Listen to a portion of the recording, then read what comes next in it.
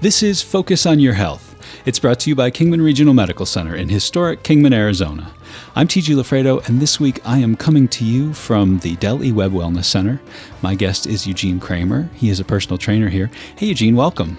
How are you doing? Doing well. How about you? Thank you. I'm doing great. Yeah, I'm glad that we were able to meet up and talk a little bit about what the Webb Wellness Center is all about, and also some of the programs you offer here. You're a personal trainer here. I am.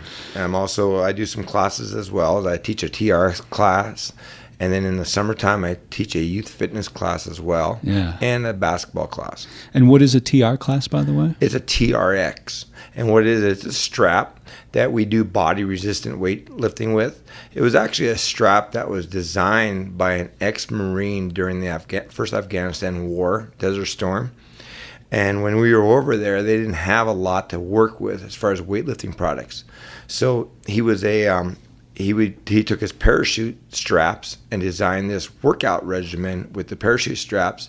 When he got out of the service, he actually patented it, and is now the TRX workout room. Okay. And right, because you're in a combat situation, you can't be carrying around a lot of gear. Exactly. And so he was I can't imagine he'd have a lot of downtime, but he was thinking of ways to be resourceful and have some kind of lightweight. Exactly. And it's a great program, and it's really nice because you're not fumbling with a lot of weights. Yeah. You're just basically, your foot placement with the TRX rope will dictate how much of your body you're lifting. And you find you've gotten good results with people working with it's amazing. That's really interesting. My TRX class on Wednesday nights at 5:30 is just packed every week. That's cool. Let's take a step back. We jumped in already because I was like, oh, what is that? But let's take a step back for a second. And I have to be honest, when I walked in, I was like, I'm meeting with Eugene Kramer. And then, when we met, it all came back, and I got it. Like, that Eugene Kramer, the football Eugene Kramer, right? Last year, we were covering the football games here in Kingman. Yes. We were on the air. And you and I had chatted, I think maybe just one or two occasions. I called you too late one night, and you're like, yeah, it's kind of... I was like, I'm on a deadline. I'm sorry, I forgot. But it hadn't occurred to me. You had already made that connection. Yes. So... we should start there. You're not coaching football. I gave up the whistle this last year to look at a different avenue in my life, and I went into public speaking, motivational speaking, and I took a course through John Maxwell, and I am now a John Maxwell certified coach, teacher, and a motivational speaker. All right, so I want to talk a little bit about that, but first, how long were you involved in the coaching? 29 years. 29 years. And Yes. is this the first year of a break from that? It is. Well, no, it is. Well, yes and no. It's the first year completely not coaching a thing. Got it. I stepped away after a divorce. Okay. In the early 2000s, I stepped away for a couple of years because I was a single dad raising 3 children, ages 6 months, 2 years old, and 5 years old. So I needed a little time away there. And then I got back into it after a while. But during that time, I was always coaching track at least. But this year, I will just step away from everything and just experiment in a new line of work. Yeah. And so I don't want to get too personal, but 29 years of that, when I imagine 29 years of coaching and then the first season without being there on the field, it sounds to me like it'd be bewildering that you're not there and interacting with these kids on a daily basis. You know what? I miss the kids. Yeah. I miss the kids. Something fierce. They're great kids at Lee Williams, and every program I've ever been, I've just enjoyed the kids. Yeah. And there's just things I don't miss. I'll bet. And it was really nice this first Friday night to have a night. It was really funny that they played their first game on Friday night, and I just ended up going to Wall of Pies with my girlfriend and having dinner and just enjoying our company together, and it was very relaxing. I bet. Yeah, I mean, I think as an outsider, I look at the lights on and the whole community gathering for a game, and I think, boy, that, not that I can coach, I don't know the game that well, but to be involved in it, that would be cool, right? But I'll bet there's a whole lot more to it. There's a lot of stress. Yeah. There's a lot of stress. Yeah, you're right. A lot of moving parts to be aware of. Yeah. Do you think you'll find yourself sitting at the bleachers at a game this season. Well, I'm sure I will. You Yeah. know, we had a great new group of coaching staff come in from Nebraska, and they're great guys, and they're doing a terrific job with the program. And you know, I'm sure I'll get over there to, you know, root them on and root those kids on. It's just I need to give a little time. Yeah, I get it. Now, I'm trying to think of how to say this in the nicest possible way. You're a little bit older guy, 29 years of coaching. I mean, you're not in your 30s. You're not. No, you're like in awesome shape. Well, thank you. Yeah, I'm 49 actually. 49 years old, and you, like just diesel, right? Yeah. And so, I mean, I can see that, right? That's if you're a personal trainer, that's a way of life. That's a commitment that you make. And people see what you do. And as they see you do, you gotta set a good example for them. So I try to do as much as I can to stay in shape. You know, I have my flaws here and there. I like my sweets and I like this and that. But you know, overall, I love working out. I mean, it's always been a part of my life. You know, ever since I was in college, playing college football to, after college, I love doing it. And it's just something that motivates me to continue on, to see other people look at what I do and try to follow that example. It's a very motivational thing. Yeah, for sure. I'm imagining when a client comes to you and says, okay, I need personal training, I'm guessing that it's sort of like writing a prescription, right? You need to know where this client is and then where this client hopes to go. Well, and yeah, that has a lot to do with it, and to be really honest with you, a lot of it too has to do with what problems have they had in the past. Because you got to always be ready for that knee injury that they may have had in the past, the shoulder injury, whatever it might be. And, you don't so much work around those injuries, but you attack those injuries around the injury itself. So if it's a knee, you're attacking around that knee to make the knee stronger. Okay. If that makes sense. It does, yeah. I get it, to kind of help support that, or I guess kind of compensate. That medical history is huge. Right. And we need to know that. But once we know it, we have a great training staff here, and we all just kind of work together, and we'll give each other ideas. Kim, she's incredible, and she's one of our leaders here, and she's really great in telling us, hey, this would be a good for this and that. And we always throw ideas out at each other. Yeah. And that's Kim Wynn. She has a history as a professional, or was it a competitive bodybuilder, right? Yes. Well, she still does it. Yeah. Yeah. So it's just nice. And like I said, the nice thing about personal training, it's one of those things where everybody helps one another. We're not in here to try to drive customers to us and away from each other. We're here to help everybody, and we work together to do that. And that's the greatest thing about working at the Wellness Center, is the family atmosphere that I just absolutely love. Yeah. And I'm wondering about, I guess what I was asking about a client's specific goals is because I'm thinking, so you're working out all the time, right? Yep. But if I came to you and said, okay, I want a program, my program wouldn't necessarily look like your program. No, not at all. And that also has to do with the age of the client. So in other words, I'll give you a great example. We'll start young. So like my younger athletes that come to me in the summer and that they want to get ready for football, or they want to get ready for that basketball season, it's going to be a lot higher intensity. And we're going to do a lot more higher impact workouts than we would with someone that's 62 and that's working on balance and the little things, And you got to know the differences between those individuals, and you got to find that different workout programs that will satisfy them. And none of that, you can't go too quick on them. If I have a client come in here and I hammer them so hard on a Monday that on Tuesday they can't even get out of bed, right, I'm never going to see them. It's probably one appearance and that'll exactly. be it. Right? Yeah. You got to be able to just wean them into it to enough to get them a little bit sore and keep them a little bit sore, and then eventually the soreness wears off, and then guess what? Now let's go. Yeah. And how do you find for someone who's maybe not been that active for a while and is beginning a new workout routine? Is it a couple of weeks where it's like you're just sore and like, man, this sucks? Yeah, it is. The general, it's kind of funny. There was a quote a long time ago in one of my training magazines, and it said, it takes the average client 2 months to get in a routine. Okay. But sadly, it takes them 2 weeks to get out of it. I'll bet you.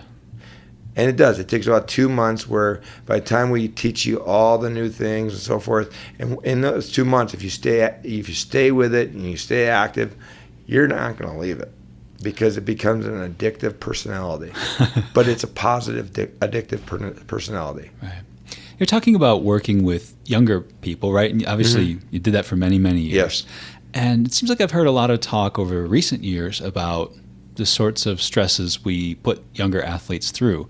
A part of it, I'm thinking about young kids who are pitching and the kind of recovery time and pitch counts and, those sorts of concerns.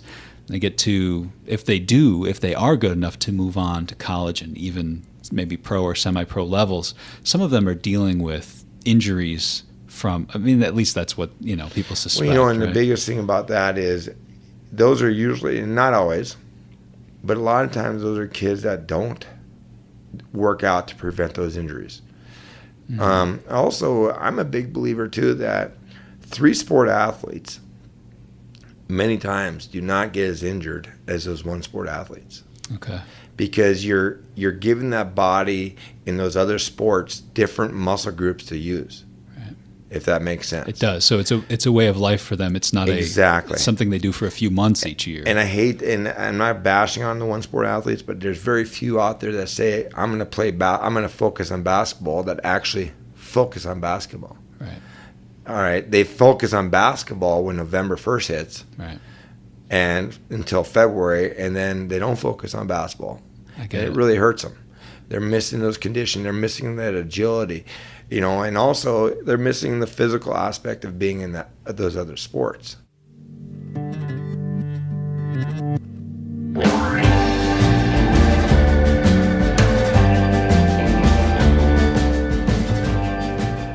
It's time for a quick break on Focus on Your Health. We'll be back in a moment for more with Eugene Kramer. Stick around.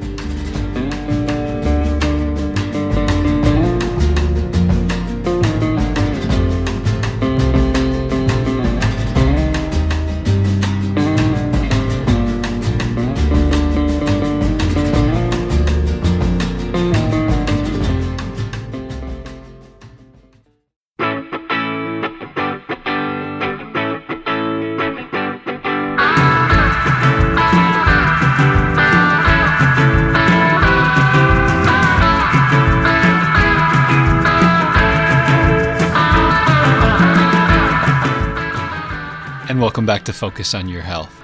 I'm TG LaFredo, and this week my guest is Eugene Kramer. He is a personal trainer at the Webb Wellness Center.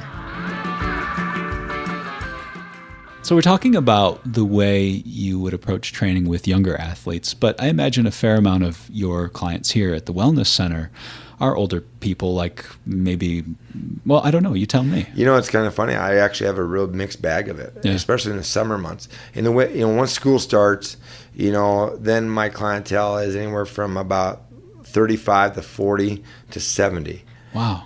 And then once in the summertime, I have a lot of high school athletes where their parents will have me train them and get them ready for the next school year. Either that or, I've had a lot of, believe it or not, non-athletes that just kids that want to have a better self-esteem and come to me for weight loss process. Yeah. See, I was going to ask you, who comes looking for a personal trainer? You're starting to touch on that. Yeah. And, if it's the younger generation, it's a mixture. It really is. I would say for me, it's more athletes, but I do have that small amount of kids that just, they need a little self-esteem builder. And I think that's one thing I loved the years I did do weightlifting and weight conditioning in the high school levels is you saw those kids get into shape and they saw that physique get better and they just bloomed, and it made you proud. Yeah. And then your middle-aged people are usually your weight loss people. Yeah. Okay. And they're coming to me, they want to lose some inches, they want to tone up.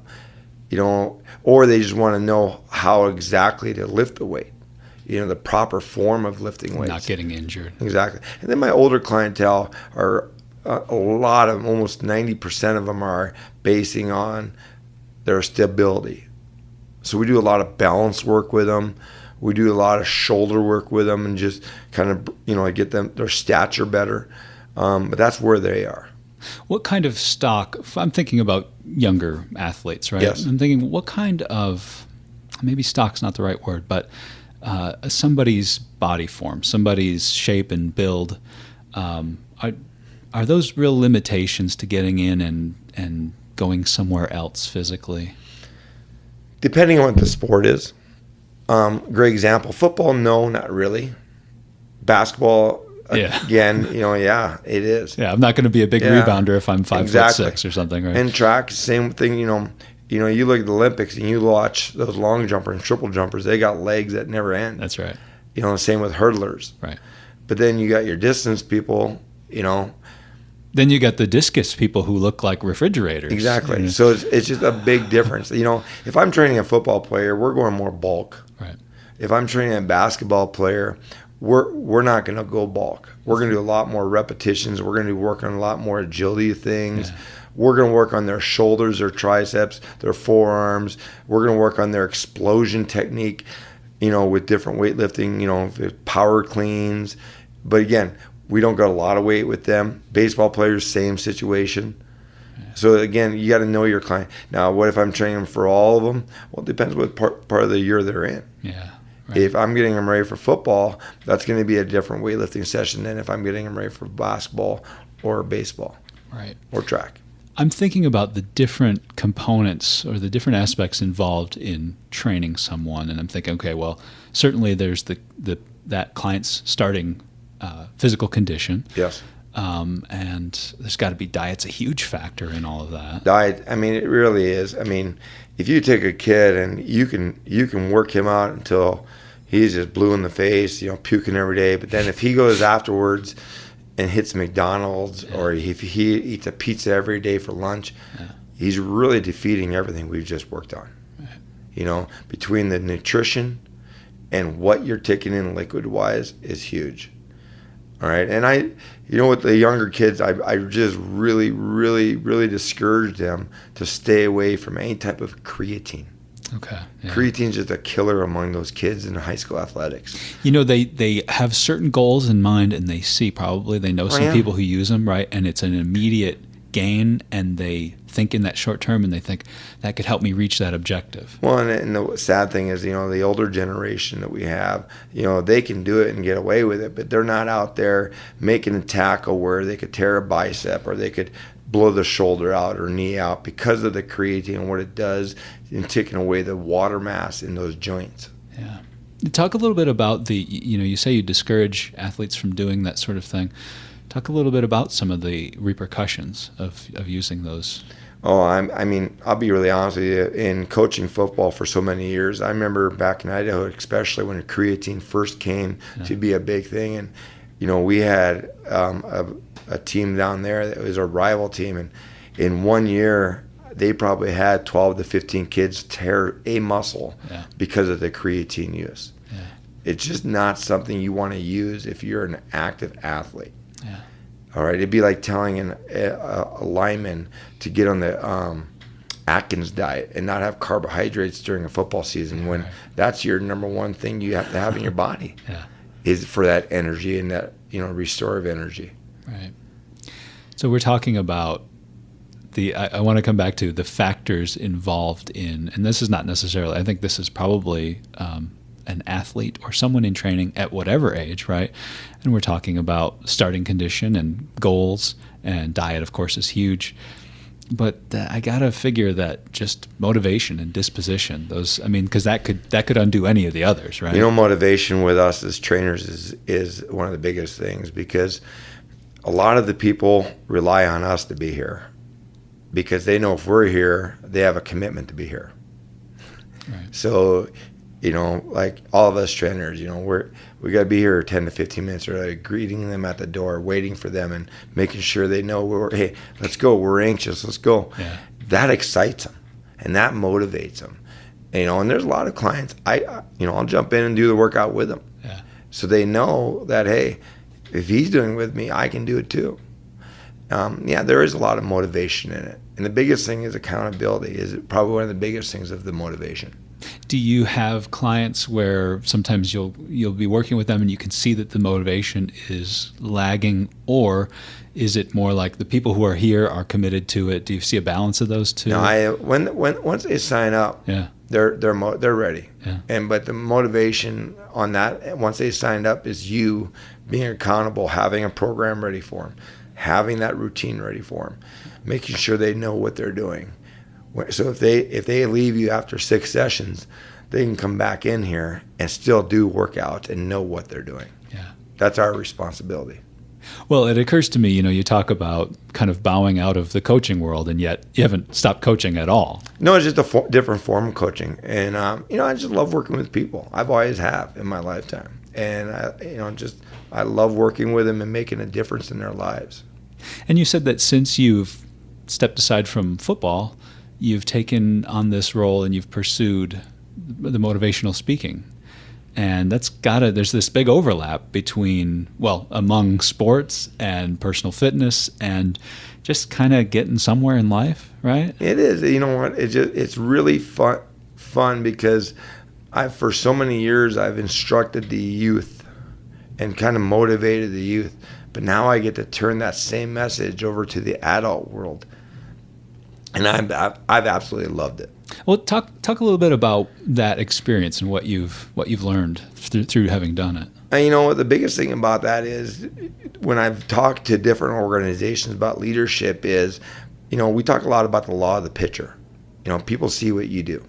Oh, okay. And you're going to lead by example. But what are those examples that are positive in your place of employment? All right? Are you doing the proper things? Are you going out and treating people with respect and dignity? Are you standing behind your product? Those are that law of the picture.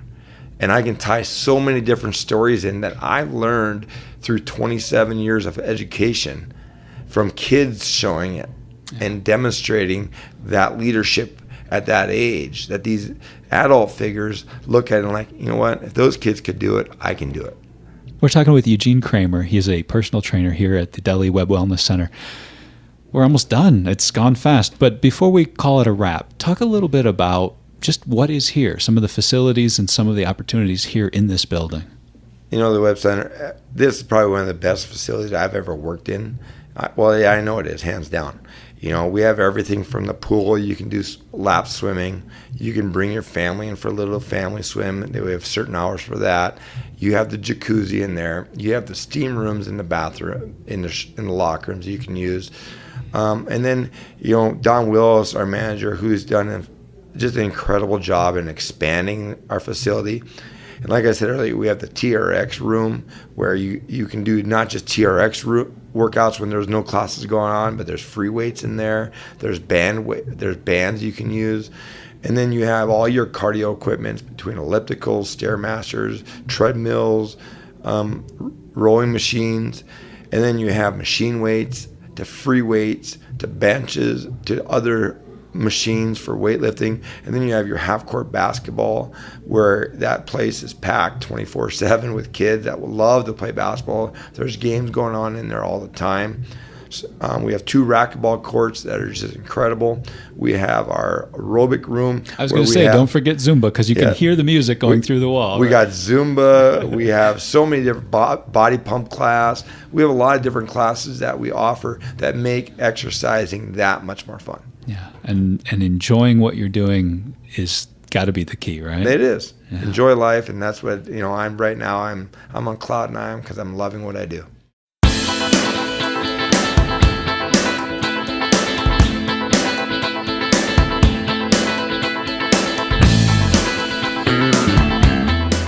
That's Eugene Kramer. He is a personal trainer here at KRMC's Delhi Webb Wellness Center. Eugene, thank you so much. Thank you. Appreciate it. And that's the show. That is Focus on Your Health. Before we go, if you are interested in joining the Delhi Webb Wellness Center or just learning more, you can give them a call at 928-692-4600. That's 692-4600. Or you can just stop by. They're open from 5 a.m. to 9 p.m. Monday through Friday, 6 a.m. to 6 p.m. on Saturday, and 9 a.m. to 6 p.m. on Sunday. I'm TG LaFredo. Thank you so much for listening. If you'd like to get in touch with me, you can send me an email at foyhradio@gmail.com. That's Focus on Your Health, foyhradio@gmail.com. Until next time.